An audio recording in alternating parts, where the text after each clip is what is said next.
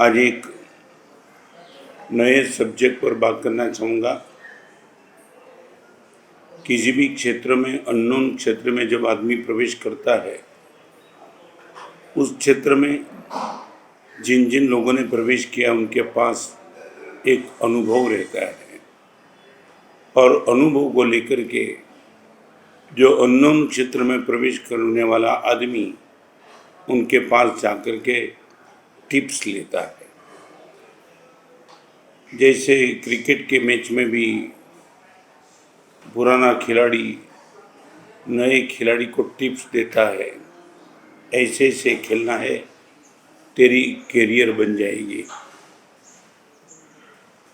कहीं ओलंपिक में जाने वाले भी को भी आगे जो निकल चुके वो लोग टिप्स देते हैं। तो आज एक नए सब्जेक्ट की शुरुआत करना चाहूँगा। जीवन में सफल बनना है, जीवन सफल बनाना है, जीवन सरस बनाना है, जीवन को सार्थक बनाना है। माने जीवन की सफलता, सरसता और सार्थकता तीन कैसे मिले, उनकी टिप्स 4 दिन प्रवचन के माध्यम से मैं देना चाहूँगा। सबसे पहले में TIPS, टी का अर्थ है टॉलरिंग नेचर। मैं मेरी खुद की बात बताऊं, 19 साल की उम्र में अनंत उपकारी पूज्यपाद गुरुदेव भुवन भानु सुरेश्वर जी महाराज के पावन चरणों में मैं साधु तो बना। साधु बनने के पहले 2 साल गुरुदेव के साथ रहा। गुरुदेव ने मेरा दूसरा जो भी गुण चेक किया हो, सबसे पहले चेक वो किया था, मेरे पास टॉलरिंग नेचर कितना है। मैं भूखा रह सकता था, मैं नंगे पैर चल सकता था, 40 डिग्री की गर्मी के बीच में भी स्वस्थ रह सकता था, कभी कभी बिना भोजन भी मैं प्रसन्न रह सकता था। कभी किसी ने मेरे साथ आक्रोशपूर्ण व्यवहार किया, फिर भी मैं प्रसन्नता से उनकी सुन सकता था। मेरी सही बात का भी स्वीकार नहीं होता था, तब मैं मन से स्वस्थ रह सकता था। रिपीट करना चाहूँगा, मेरे वैराग्य को गुरुदेव ने फिर देखा था, मेरे विनय को गुरुदेव ने फिर देखा था, मेरे विवेक को गुरुदेव ने फिर देखा था, मेरे वात्सल्य को गुरुदेव ने फिर देखा था। सबसे पहले देखा था टॉलरिंग नेचर, मैं कितना सहन कर सकता हूँ। तो I would like to ask you,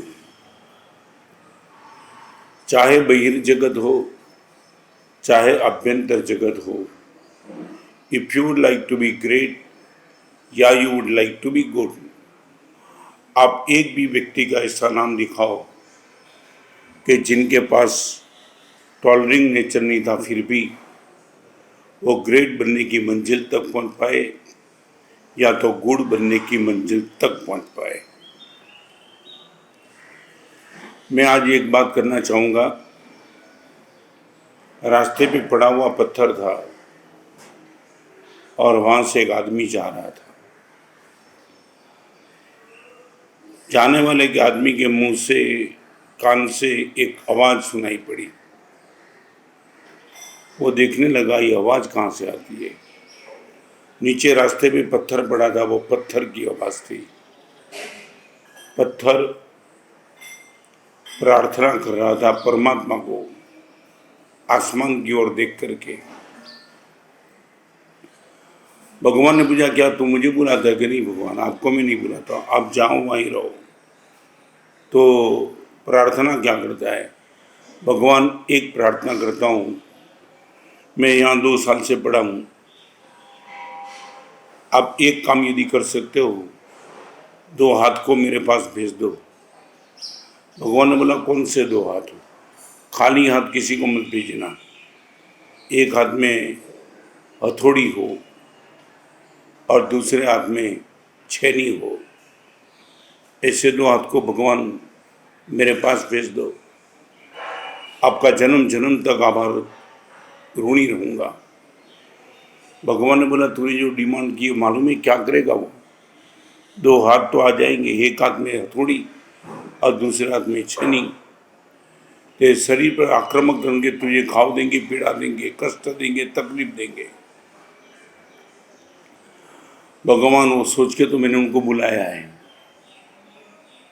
हथौड़ी छेनी, आप ये बोलते मुझे घाव देंगे, पीड़ा देंगे, दिक्कत देंगे, तकलीफ देंगे, कष्ट देंगे, मगर मैं इतना ही कहूँ, मंदिर में आपकी प्रतिमा को मैंने देखी है, एक पत्थर यहाँ और एक पत्थर वहाँ, ये डिफरेंस क्यों आया? जिस पत्थर ने छेनी और हथौड़ी की पीड़ा सहन करने से इनकार कर दिया, वो पत्थर यहाँ ही पड़ा रहा, और जिस पत्थर को दो हाथ मिल गए, हथौड़ी से लेकर के छेनी चलाने वाला, वो पत्थर प्रतिमा बन के मंदिर के गर्भगृह में विराजमान हो गए। भगवान, आप मुझे पीड़ा का डर मत दिखाओ। दुनिया को जिसको पीड़ा लगती है उसमें मुझे पुरस्कार का दर्शन होता है। आखिर तो हर पुरस्कार पीड़ा के घर में भी तैयार होता है। पीड़ा का गर्भ यदि नहीं हो तो पुरस्कार तो कभी तैयार ही नहीं होता है। भगवान, विनती करना चाहता हूँ, 2 साल से यहाँ पड़ा हूँ, 2 हाथ भेज दो एक बार, और फिर देखो मेरे पास भी ये चमत्कार करने की क्या ताकत है। एक पत्थर भी चाहता है कि मेरा अस्तित्व यदि मुझे व्यक्तित्व में कन्वर्ट करना है, और व्यक्तित्व से अगर प्रभुत्व तक जाना है, नंबर 1 अस्तित्व, नंबर 2 व्यक्तित्व, और नंबर 3 प्रभुत्व। जिंदगी भर पत्थर पत्थर ही पड़ा रहे, वो अस्तित्व, कोई न छेनी न कोई हथौड़ी, और छेनी और पत्थर आता है जब पीड़ा शुरू हो जाती है, एक शेप तैयार होता है, वो है व्यक्तित्व, और फाइनल फिनिशिंग होता है, फाइनल टच होता है। वो पत्थर, जिस पत्थर पर शायद कई लोगों ने पेशाब किया होगा, वो पत्थर जब प्रतिमा बन जाता है, शेप तैयार हो जाता है, आँख, कान, नाक सब कुछ बन जाता है, तब वो जाता है ना, वो प्रभुत्व पा लेता है।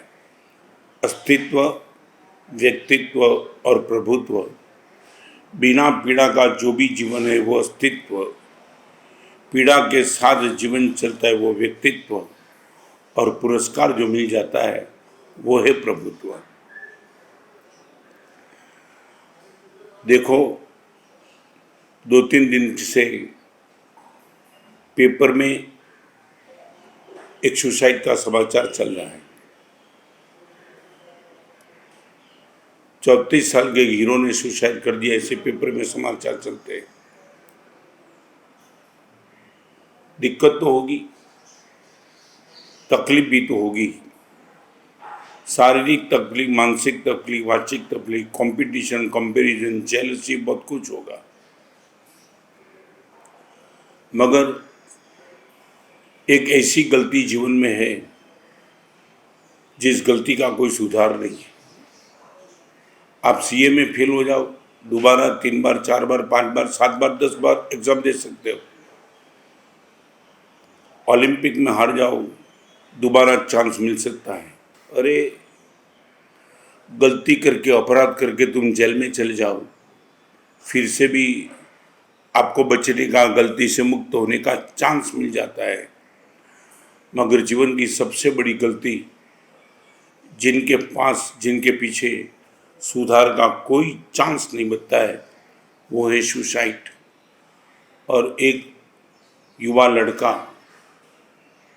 संसार के क्षेत्र में जिनको बोलते वो कैरियर पे जा रहा था टॉप पर, आकस्मिक अपने जीवन को ख़त्म कर दिया।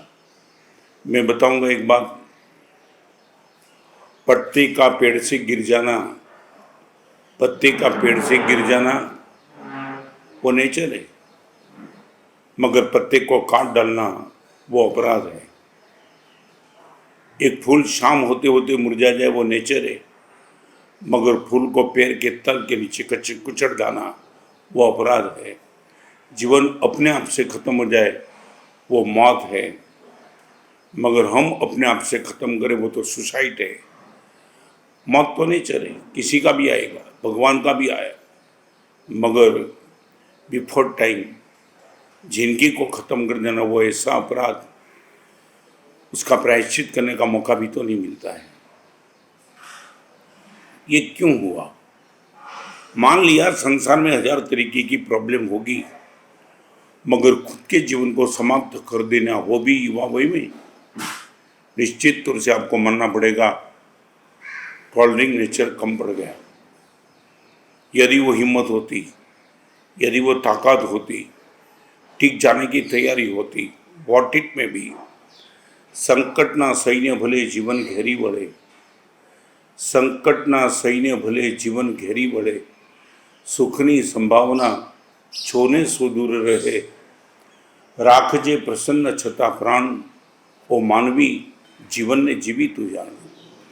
संकट ना सैन्य भले जीवन घेरी बढ़े, सुखनी संभावना छोने सो दूर रहे, राखजे प्रसन्न छता प्राण ओ मानवी जीवन ने जीवी तू जान। आज जो माहौल बना है कोरोना का माहौल, 1 महीना 2 महीना 3 महीने से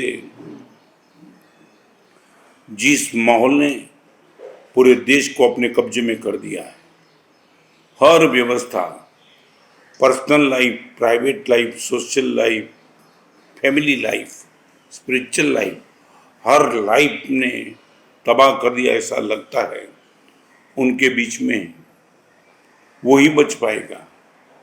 कोरोना से मर जाना एक अलग बात है, मगर वो चिंता आने वाले दिन कैसे आएंगे, पैसे का क्या करेंगे, बाहर निकलेंगे तो बिजनेस कैसे संभाल पाएंगे, अर्थव्यवस्था का क्या होगा, निश्चित ये सोचने का सब्जेक्ट तो जरूर है, मगर यदि ज़्यादा सोच लिया और डेप्थ तक चला गया तो जो एक्टर का हुआ वो किसी का भी हो सकता है।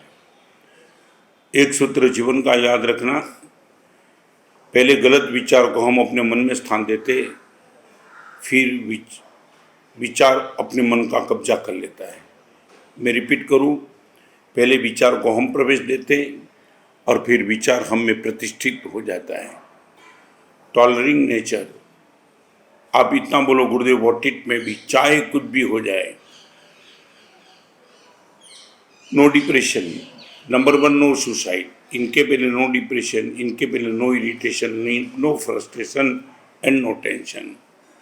मैंने कई लोग ऐसे देखे, बैलगाड़ी में एक आदमी जा रहा था नमक लेकर के, सोचा भी नहीं था, मार्च महीना था, बैलगाड़ी पर उसने कोई ताड़पत्री भी नहीं डाली थी, नमक था। मंदिर के पास आया, उसने लगा भगवान का दर्शन कर लो, दर्शन करने के लिए गया और यहाँ धीमी बारिश शुरू हुई। वो अंदर था, धीमी बारिश नमक पर गिरने से नमक पिघल गया। फिर थोड़ी बिजली की आवाज आई, डर के मारे बैल है वो भाग गए और धीमी बारिश होने के बाद जो नीचे मिट्टी थी कीचड़ हो गया, कीचड़ में बैल के पहिए चिपक गए और वो आदमी दर्शन करने के बाद बाहर आया। गांव का गरीब आदमी था, उसने देखा नमक पिघल गया, बैल भाग गए और बैलगाड़ी कीचड़ में चिपक गई थी। इतना होने के बाद चेहरे के मुस्कान के साथ बैलगाड़ी पर चढ़ गया और बैलगाड़ी पर चढ़ के आसमान की ओर देखने उसने भगवान को एक प्रार्थना की, भगवान एक बात सुन लेना, चाहे नमक पिघल गया हो, चाहे बेल पक गए हो, चाहे बैलगाड़ी कीचड़ में चिपक गई हो, मगर मैं न भागा हूँ, न मैं पिघल गया हूँ, न मैं चिपक गया हूँ। आज भी वही मर्दानगी के साथ खड़ा हूँ। भागे हुए बैल को वापस लेकर आऊँगा, कीचड़ में चिपक गई हुई बैलगाड़ी को मैं निकाल दूंगा, और नमक जब तक जिंदा हो बहुत कुछ ऐसे नमक को ला दूंगा। भगवान, और भी एक बात करना चाहता हूँ, और भी कसौटी करने का मन हो तो कर लेना, मैं कभी टूटने वाला नहीं हूँ। करी ले कसौटी मारी, करी ले कसौटी, कोटि कोटि वार मारी करी ले कसौटी। ये टॉलरिंग नेचर। आपने देखा होगा, लड़का कोई एग्जाम में जाता है, बाहर निकल जाता है और अपने मित्र को कहता है आज पेपर बहुत टफ था। कम से कम बोलना इतना था, पेपर टफ नहीं था, मुझे प्रश्न का जवाब नहीं आता था। पेपर कौन सा टफ था? वही पेपर में जो टॉपर होता है, वो टॉपर भी वही पेपर को सॉल्व करता है। और कमज़ोर आदमी, मैं रिपीट करूं, बहादुर आदमी, बहादुर लड़का कभी पेपर के प्रश्न पत्र को गाड़ नहीं देता। वो तो बोलता है मेरी पूरी तैयारी है। कमज़ोर तैयारी वाला ही पेपर को गाली देता है। बस यही मैसेज मैं देना चाहता हूँ। आप इतने मजबूत बन जाओ, चाहे कैसा भी पेपर निकले, आप सॉल्व करने की ताकत रखो। आप इतने मजबूत बन जाओ, चाहे बारिश गिर जाए, चाहे नमक पिघल जाए, बेल भाग जाए, बैलगाड़ी चिपक जाए, आप भगवान से चैलेंज कर सको, न मैं पिघला हूँ, न मैं भागा हूँ, न मैं चिपका हूँ, फिर से वापस खड़ा होकर ही रहूँगा। और लास्ट बात बताना चाहता हूँ, ये जीवन क्रिकेट नहीं है, ये जीवन वो कुश्ती है। आपने वो कुश्ती देखी होगी, क्रिकेट के मैच में बोल्ड होने वाला स्टेडियम में जाना पड़ता है, दोबारा क्रीज पे खड़ा नहीं रह सकता है। मगर कुश्ती में जो हार गया नहीं, मार खा गया, नीचे गिर गया, नीचे गिरने के बाद रेफरी उनको आउट डिक्लेयर नहीं करता है, रेफरी एक मौका और भी देता है, गिनता है 1 2 3 4 5 6 7 8 9 and 10। और यदि रेफरी का 10 तक गिनना और वो गिरा हुआ आदमी खड़ा हो जाता है, फिर से कुश्ती लड़ने के लिए तैयार हो जाता है, मे बी पॉसिबल गिरा हुआ आदमी भी फिर से खड़ा होकर के विजेता बन सकता है।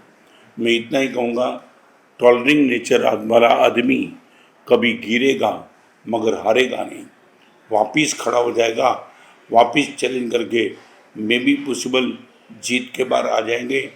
कोरोना के माहौल ने यदि फ्यूचर को देखो तो अंधेरा के सिवा कुछ नहीं दिखाई पड़ता है। क्या करेंगे? ऑफिस से तो आदमी कहाँ से लाएंगे? नौकरी है तो कहाँ नौकरी जाएंगे? सैलरी पूरी मिलेगी कि नहीं? हर तरह का problem problem problem problem problem है। फिर से मैं कहना चाहूँगा, सुसाइड का कभी मत सोचना, डिप्रेशन में कभी मत आ जाना, टॉलरिंग नेचर को पकड़ करके बैठो। और लास्ट बात बताऊँ, आज तक किसी गधे ने, किसी बैल ने, किसी कुत्ते ने, कोई भी पशु ने आज तक सुसाइड नहीं किया, चाहे कैसा भी था, मगर पशु टिक गया। तुमने कभी नहीं सोचा होगा कि बैल रेल की पटरी के नीचे आके सुसाइड कर दिया, बंदर ने ट्रिक 20 पी लिया, नथिंग एल्स। हर पशु चाहे कितनी भी तकलीफ में हो, वो जीने का हौसला रखता है। मानव हो, हारने की बात कभी मत करना। कोरोना से भी बड़ी दिक्कत आ सकती है, मगर हमें जीतना नहीं है तो कम से कम टिकना तो है ही। टिकेंगे तो अपना आवाज दे रही थी। कोयल की ये मीठी आवाज उनको सुनकर के गांव के लोग पेड़ के नीचे आ गए थे और कोयल को बड़े मज़े से सुन रहे थे। कोयल का ये गाना और पब्लिक का आना, आसमान से कौवा जा रहा था, कौवा ने देख लिया। कौवा ने सोचा कि कोयल भी काली, मैं भी काला, वो भी पंखी, मैं भी पंखी, उनके भी चोंच, मेरी भी चोंच, उनके पास पंख, मेरे पास भी पंख। वो आसमान में उड़ने वाली तो मैं भी तो आसमान में उड़ने वाला, तो क्यों मैं नीचे न जाऊं? और कोयल के बाजू में बैठ कर के मैं भी मेरा संगीत क्यों न सुनाऊं? और कौवा नीचे आया बिना आमंत्रण, कोयल को पूछे बिना अपना गला उसने खुला कर दिया। लोग कहाँ सुनने वाले थे? लोग खड़े तो हो गए, मगर कोयल का संगीत डिस्टर्ब हुआ, उसको लेकर के कई युवा ऐसे थे जिसने हाथ में पत्थर उठाए और पत्थर उठाने के बाद कौवे पर फेंके। अकेला कौवा थोड़ा उड़ने वाला था, कौवा के साथ कोयल भी तो उड़ गई और दूसरे पेड़ पर जाकर के कोयल बैठी, वहाँ संगीत शुरू किया। वहाँ भी पब्लिक आई और बिना आमंत्रण कौवा वहाँ भी पहुँच गया। वहाँ भी गाली मिली। तीसरे पेड़ पर भी यही अनुभव हुआ। कोयल को सुनने के लिए पब्लिक इकट्ठी हो गई, मगर कौवा बाजू में बैठ गया, इसलिए कौवे को पत्थर मारा और कौवा और कोयल दोनों उड़ गए। चौथे पेड़ पर जब कोयल बैठी तब कौवा वहाँ गया। तब कौवा ने कोयल को कहा, मैं इस देश में रहना नहीं चाहता हूँ। कोयल ने पूछा, क्या हुआ? मैं तो फॉरेन जाऊँगा। मगर क्यों? इस देश के लोगों को कदर नहीं है संगीत की। तेरे संगीत सुनते और मेरे संगीत जैसे मैं शुरू करता हूँ लोग पत्थर डालते हैं। मैं तो जाता हूँ फॉरेन, सुना है कि वहाँ के लोग कदरदान है। कोयल ने कौवे को मुस्कान के साथ इतना कहा, कौवा भाई जहाँ भी जाना है वहाँ जाना, मगर गला यहाँ रख के जाना। मार आपको किसी और कारण से नहीं पड़ रही है, गले के हिसाब से पड़ रही है। गला दैट मीन्स है नेचर। मैं ही आपको पूछना चाहूँगा, आपके बेटे के लिए एक बहू पसंद करने के लिए तुम गए हो, एक लड़की ऐसी मिलती है जिनके पास सौंदर्य जबरदस्त है, मगर जबान मर्चा से भी ज़्यादा तीखी है,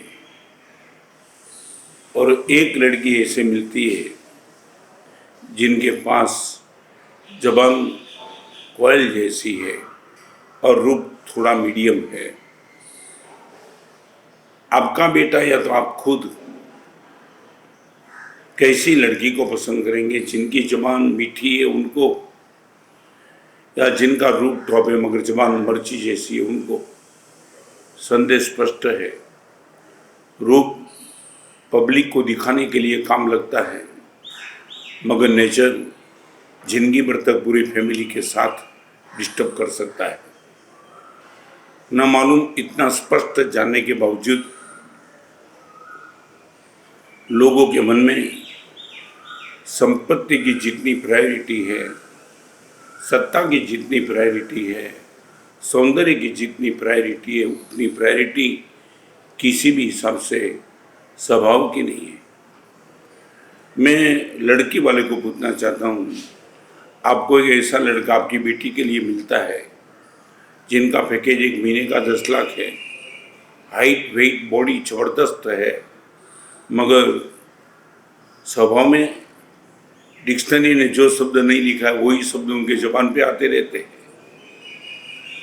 हर 2 वाक्य में 1 वाक्य गाली का आता है। आप ऐसे दामाद को पसंद करेंगे क्या? आप बोलेंगे गुरुदेव 100% नहीं। माने संपत्ति अपनी जगह पे है, हेल्थ अपनी जगह पे है, मगर नेचर सबसे टॉप पर है, पोलाइट नेचर। आप यदि पूछना चाहते गुरुदेव पोलाइट नेचर हम किसको कहते हैं, वो जानने के लिए मैं कोई एग्जाम्पल नहीं देना चाहता हूँ। आप एक बार आपकी आंखों के सामने फूल के लागे रख देना। फूल चाहे 0 डिग्री की ठंडी हो, चाहे 45 डिग्री की गर्मी हो, चाहे तेज बारिश हो, माने समय कोई भी हो, फूल सुवास देता ही देता है। नंबर 2 स्थान, फूल चाहे मंदिर में हो, चाहे आपके घर के ड्राइंग रूम में हो, चाहे किसी अर्थी पर आपने चढ़ाए हो, चाहे वो स्मशान में हो, एक ही काम सुवास देना। फूल को न समय डिस्टर्ब करता है, न फूल को स्थान डिस्टर्ब करता है। और नंबर 3, संयोग चाहे कैसा भी हो,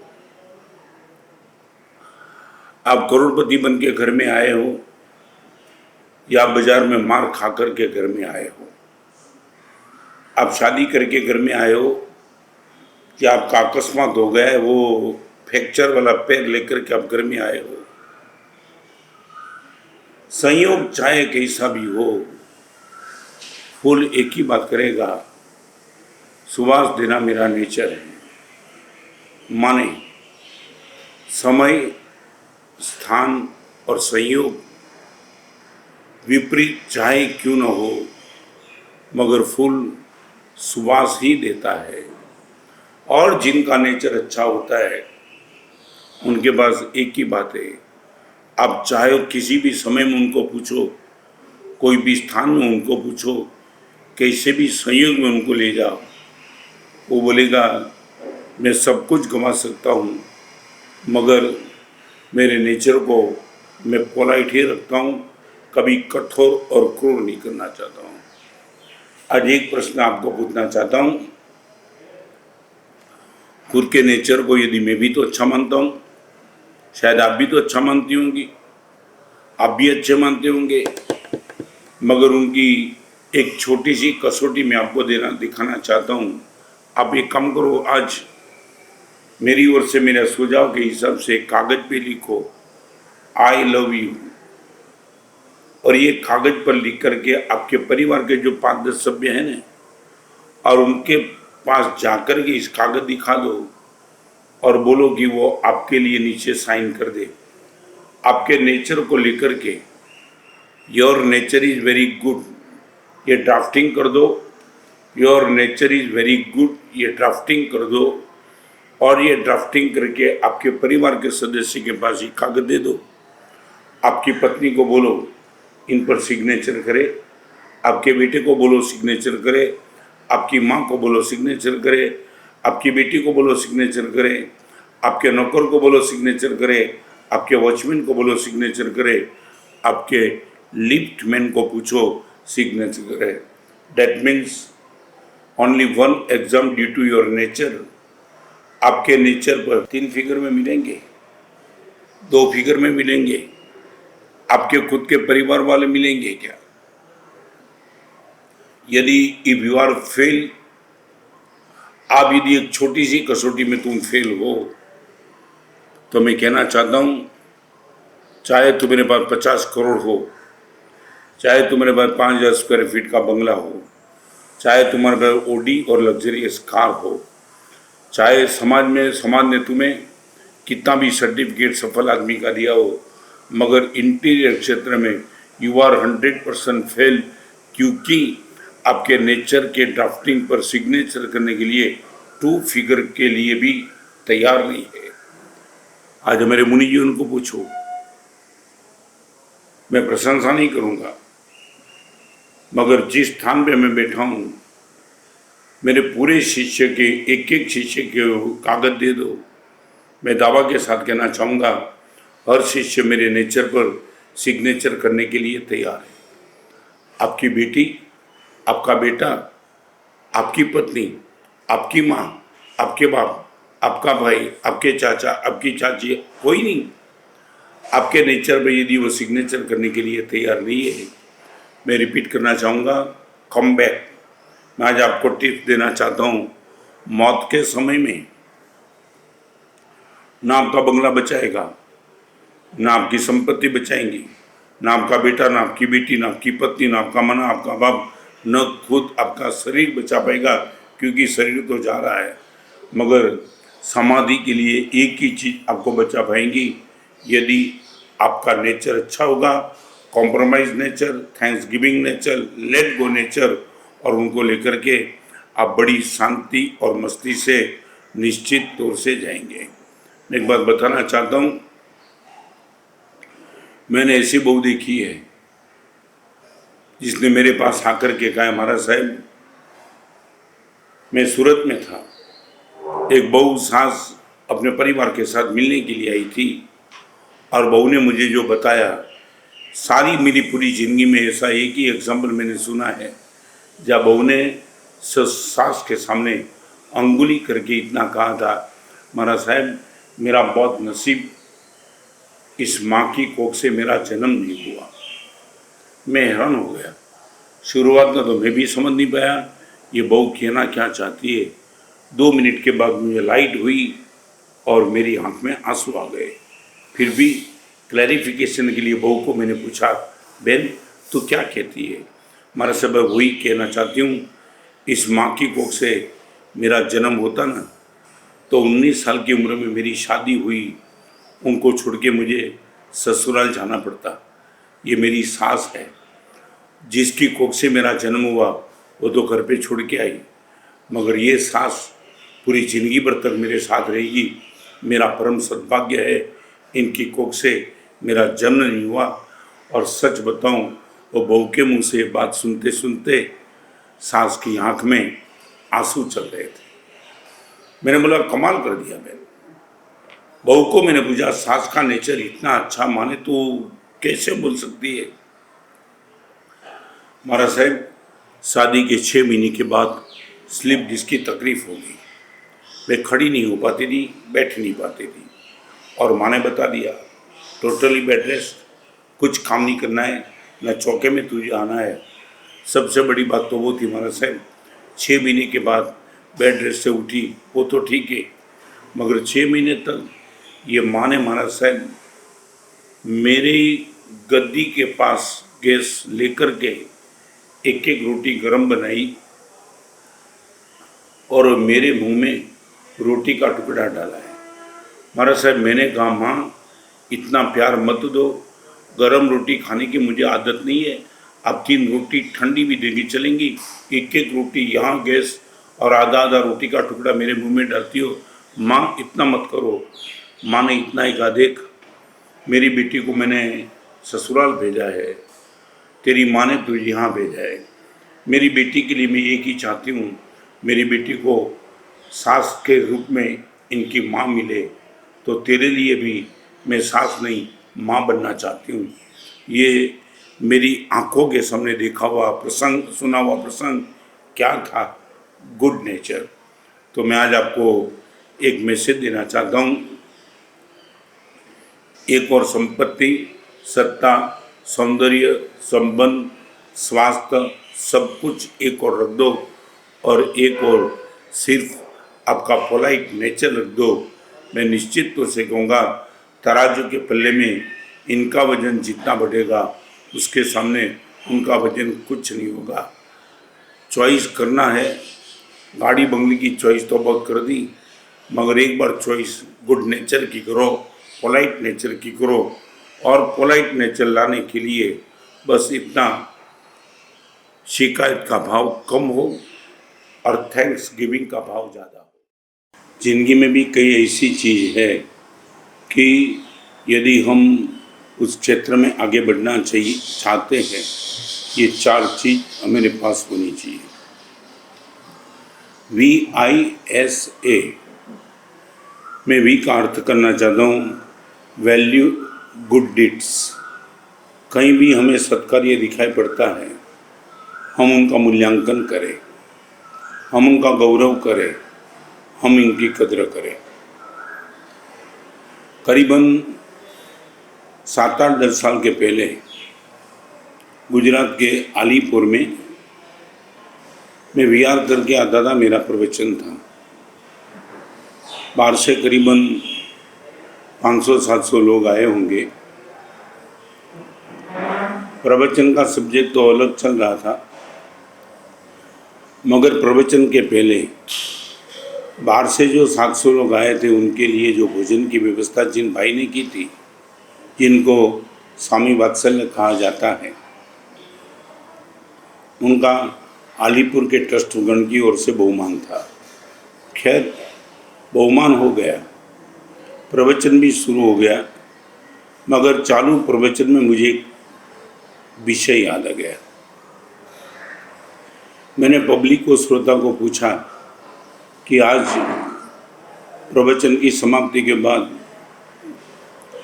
जिन लोगों का स्वामी वात्सल्य जिस भाई ने रखा है, उनका आपने बहुमान क्यों किया? जवाब सीधा साधा था कि महाराज साहब, 700 लोगों का भोजन जिसने कराया, इसके लिए हमने उनका बहुमान रखा। मैंने एक प्रश्न पूछा, आपकी धर्मपत्नी 12-12 महीने से रोज सुबह, दोपहर और शाम आपके पूरे परिवार को भोजन कराती है, बाहर से आने वाले मेहमान को वो संभाल लेती है, बेटे का लंच बॉक्स, पति का टिफिन, साधु साध्वी भगवान की सेवा और भक्ति,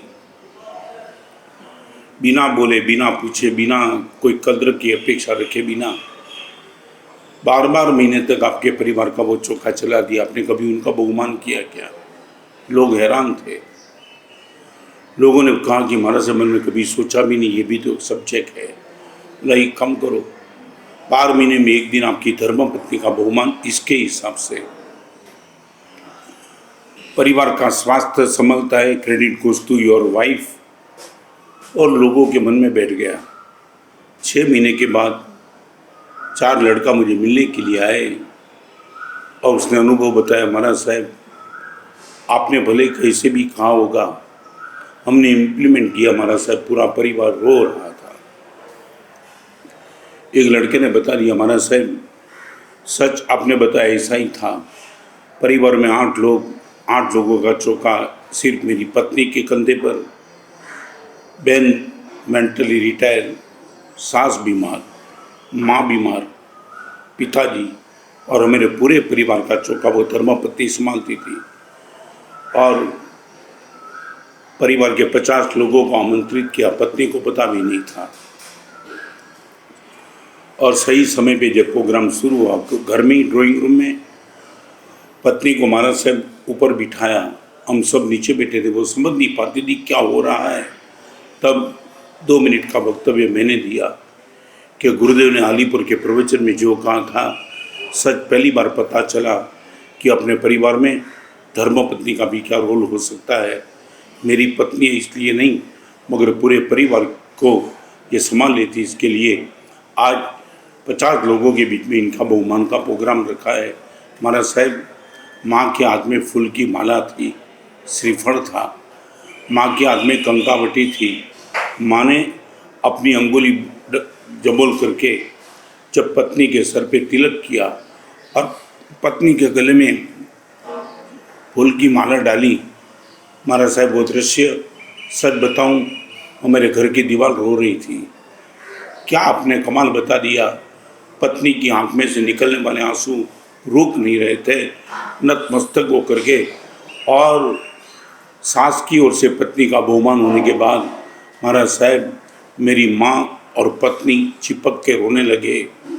आप महाराज साहब मुनि हुई, इसलिए आपको कल्पना नहीं होगी, परिवार में एक ऐसे आंसू का दृश्य देखना वो जिंदगी का बहुत बड़ा सद्भाग्य रहा। हम आपके बहुत बहुत उपकारी है और हमने बना दिया है जिंदगी भर के लिए हर साल पत्नी का बहुमान होता रहेगा। मैं ये पूछना चाहता हूँ,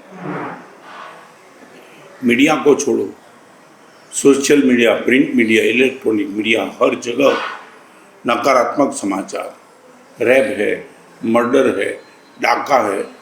कहीं तो आप अंगुली रख कर के बैठोगे, कहीं अच्छे समाचार और उनका गौरव मिले। मैं सूरत में था, इजराइल के 16 पत्रकार मिलने के लिए मुझे आए थे वर्षों पहले की बात, और इजराइल का पेपर मेरे सामने उन लोगों ने रख दिया।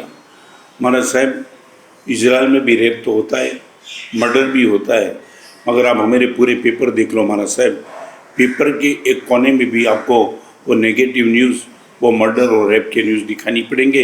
हम अपनी प्रजा को ताकतवान बनाना चाहते हैं तो हमने सोच लिया है, यदि प्रजा को अच्छा बनाना है, अच्छा न्यूज़ दो, गलत न्यूज़ दो ही नहीं। छोड़ो, मीडिया की बात नहीं करना चाहता हूँ। चाहे मोबाइल ले लो, वो वेब सीरीज आ रही है। एक खानदान, तुम कभी कभी तो आपकी खानदानी पे शंका हो जाती है। बेडरूम में जो होता है ना, वो ड्राइंग रूम में नहीं कहा जाता, वो मालूम है आपको भी। आपका ही घर है, आपका ही परिवार है, मगर बेडरूम में पति और पत्नी जो करते वो ड्राइंग रूम में नहीं करते आपके बेटे के सामने। और ये वेब सीरीज वाले पूरी हिंदुस्तान के लिए, पूरी दुनिया के लिए सब गाली गलौज सब कुछ दिखा रहे हैं। और तुम बड़े प्रेम से, बड़े प्यार से, बड़े लगाव से, बड़े चाव से तुम सब देख रहे हैं। कहाँ आज मैं कहना चाहता हूँ, वैल्यू गुड डीड्स, एक अच्छे कार्य की कभी तो प्रशंसा करो, कभी तो गौरव करो, कभी तो सम्मान करो। स्कूल और कॉलेज में जो टॉपर पे आया होगा, इनका बहुमान, एक ऐसा लड़के का कभी बहुमान किया तुमने कि जिस लड़का अपनी माँ बीमार थी, 6 महीने तक माँ की सेवा में लगा था, 4-4 घंटे रात को जागता था, और जागने के बाद स्कूल में आया, और मैं भी पॉसिबल स्कूल में माँ की सेवा करने के हिसाब से वो टॉपर नहीं हो पाया, 50% आया, मगर कभी स्कूल में ऐसे लड़के का तुमने बहुमान किया नहीं। टॉपर पे आओ, 90, 90 अब 94, 95 इनका बहुमान हुआ। वेश्या का बहुमान तुम कर सकते हो, पेपर में वो न्यूज़ देते हो, तुम पेपर की फ्रंट लाइन रोकते हो। पूरे हिंदुस्तान में सबसे ज़्यादा सेक्सी स्त्री कौन है? तुमने कभी अपने गांव में भी कभी ये सर्वे किया कि पवित्र स्त्री कौन है? ये तुम क्या देना क्या चाहते हो? ये पब्लिक ये है क्या? यही समाचार सुनने के लिए पब्लिक ला रहे थे।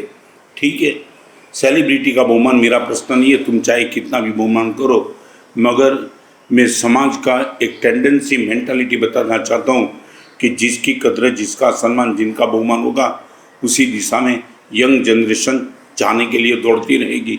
एक समय था शहीद का बहुमान होता था, एक समय था पवित्र पुरुष का बहुमान, एक समय था नीतिमत्ता वाले का बहुमान, एक समय था सदाचार का बहुमान। आज सब माहौल बिगड़ गया है, सब पूरी पब्लिक वहाँ भाग रही है, और इनका कारण है good deed, value of good deeds हम करीबन चूक रहे हैं। मैं एक बात बताना चाहूँगा, अच्छे कार्य की कदर करने से सत्कार्य का तो कद बढ़ता है, मगर सत्कार्य करने वाले का भी तो कद बढ़ जाता है। आज के यंग जनरेशन को पूछो, मैं 4 साल पहले पालीताना था, आँख में आंसू आ जाए ऐसा प्रसंग मैंने कभी सोचा भी नहीं था। करीबन छोटी उम्र के 500 लड़के पालीताना में थे, यात्रा कर रहे थे, इनके बीच में मेरा प्रवचन था। और जस्ट मैंने कुतूहल से पूछा, एज वॉज द 8 to 12, वो 500 लड़के को मैंने प्रश्न पूछा कि आपके क्लास में जो भी टीचर है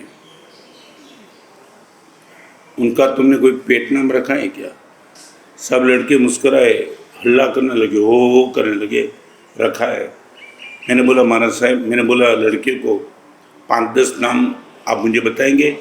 डरना नहीं है मेरे से, आपके दिल में आपके टीचर का जो भी तुमने नाम रखा है पेट नेम, वो बता दो।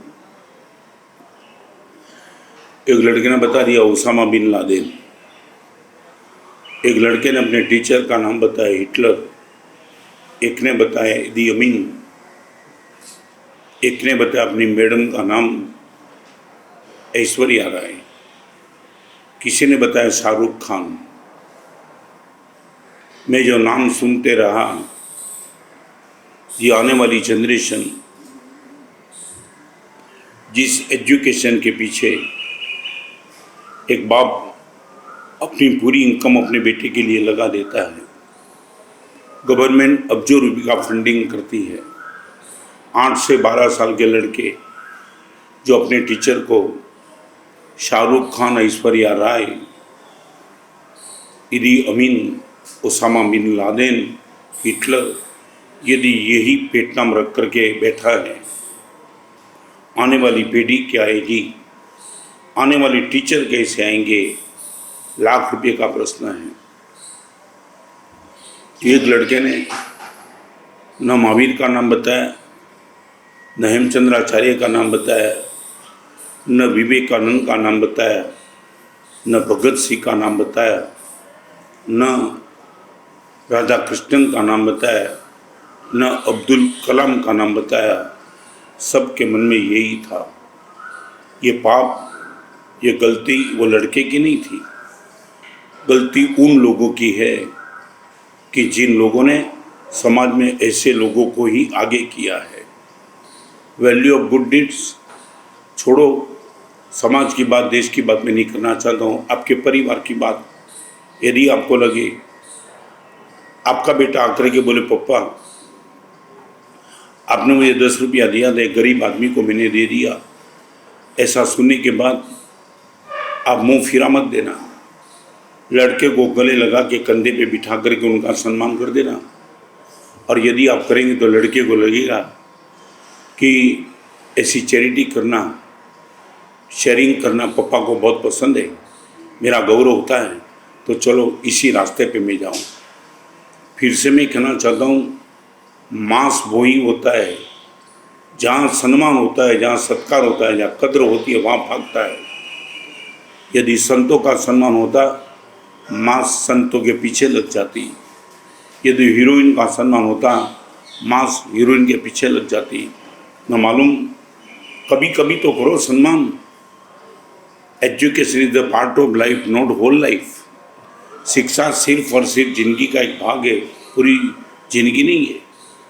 आज आपका बेटा फेल हो गया तो तुम डिस्टर्ब हो जाते, कभी बेटे का तो गौरव करो, बेटा कोई दिक्कत नहीं, फेल हुआ ना, मगर एक आनंद आया, तूने पुरुषार्थ किया, मैंने देखा है। जिंदगी में पास होना वही महत्वपूर्ण नहीं है, पुरुषार्थ करना वो महत्वपूर्ण है। मैं रिपीट करना चाहता हूँ, आपके बेटे को कभी फेल होने का भी एक रास्ता दिखाओ। बेटा ये तो जिंदगी है, हमेशा सूर्योदय नहीं होता है, सूर्यास्त भी होता है। सूर्योदय के साथ सूर्यास्त है। आसमान में हमेशा पूनम का चांद नहीं होता है, कभी अमावस भी आती है जहाँ आकाश में चांद ही नहीं होता है। ऋतु में हमेशा वसंत ऋतु नहीं है, कभी पतझड़ भी आती है। पतझड़ और वसंत, सूर्योदय और सूर्यास्त, ये सब कुछ पूरी जिंदगी में चलता है, तो निष्फलता भी आती है और जिंदगी में सफलता भी मिल सकती है। बेटा चिंता मत करना, आप एक काम करना, बेटे को बोलना, बेटा सफल नहीं बनेगा तो चलेगा, सच्चा बनना, सही बनना, मैं तेरी निष्फलता को स्वीकार कर पाऊंगा, तेरी निराशा को नहीं स्वीकार कर पाऊंगा। तुमने 4 दिन से पेपर में चल रहा है एक एक्ट्रेस के सुसाइड की बात। एक मुनि होकर के मैं उसमें नहीं जाना चाहता हूँ, मगर लाखों करोड़ों रुपया, फुल पब्लिसिटी, सब कुछ होने के बाद एक 34 साल का लड़का ऐसी गलती कर बैठता है कि जो गलती को सुधारने का कोई चांस किसी के पास नहीं बनता है। हमने कभी ये नहीं सोचा था। ये देश की तो ताकत थी कि वृद्ध पुरुष भी आशीर्वाद देते थे, शतम जीव शरद, बेटा 100 शरद ऋतु, वसंत ऋतु तेरे जीवन में आ जाए। और एक 34 साल का लड़का, ग्लैमर जगत, आक्षेप प्रति आक्षेप कितना भी चलता हो, मगर मैं ये कहना चाहता हूँ, आदमी इतना कमज़ोर तो कभी नहीं होना चाहिए। परमात्मा की दी हुई गिफ्ट चाहे कैसा भी हो, मरने की बात क्यों, आज तक कोई भी पेड़ ने अपने पतझड़ में किसी पेड़ को देखा होगा बिना पर्ण, बिना फूल, बिना फल। आज भी एक भी पेड़ ने सुसाइड नहीं किया, बिल्कुल ज़मीन पे अड़ के खड़ा है। मालूम है ये दिन भी चले जाएंगे और फिर बसंत आएगी, पूरा शरीर हमारा पत्ते से, फूल से और फल से भर जाएंगे।